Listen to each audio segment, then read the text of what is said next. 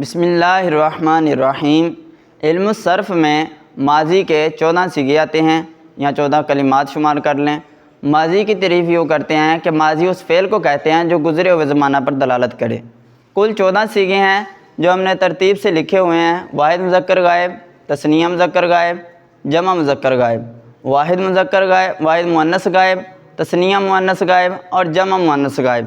پھر یہ حاضر کے ترتیب سے واحد، تثنیہ، جمع، یہ مؤنث کے، یہ مذکر کے، اور یہ مؤنث کے واحد، تثنیہ اور جمع، یہ دونوں متکلم کے، واحد متکلم اور متکلم مال غیر، اس میں تثنیہ اور جمع یہ دونوں شمار کیے جاتے ہیں۔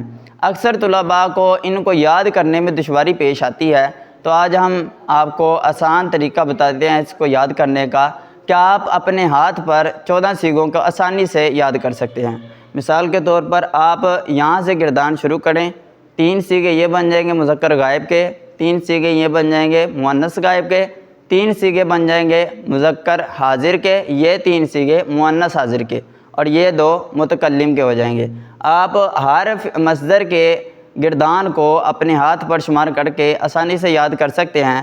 واحد، تثنیہ، جمع: فعل، فعلا، فعلوا، فعلت، فعلتا، فعلنا، فعلتا، فعلتما، فعلتم، فعلتی، فعلتما، فعلتن، فعلتو، فعلنا۔ اس طرح سے ضمیروں کا یاد کرنا بھی آسان ہے اور صیغوں کا بھی یاد کرنا آسان ہے۔ دعا ہے کہ اللہ تعالی ہمیں علم سیکھنے اور اس پر عمل کرنے کی توفیق عطا فرمائے۔